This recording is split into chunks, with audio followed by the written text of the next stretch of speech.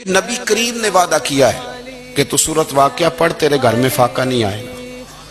حضرت عبداللہ ابن مسعود رضی اللہ تعالیٰ عنہ بیمار تھے تو حضرت عثمان غنی رضی اللہ تعالیٰ عنہ تیمارداری کے لیے تشریف لے گئے اور جا کر کے کہا کہ آپ بڑے بیمار ہیں، آپ کی بیٹیاں زیادہ ہیں، میں چاہتا ہوں کہ خزانے میں سے کچھ مدد کروں۔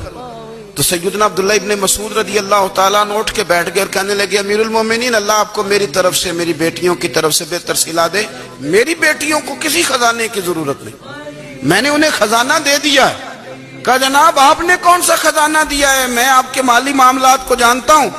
تو فرمانے لگے امیر المومنین، میرے نبی کریم نے فرمایا ہے جو سورت واقعہ پڑھے اسے کبھی فاقہ نہیں آتا، میں نے بیٹیوں کو یاد کرا دی ہے، یہ خزانہ میں نے انہیں دے دیا ہے۔ وہ سارے والدین سنیں جو بیٹیوں کے لیے پریشان رہتے ہیں۔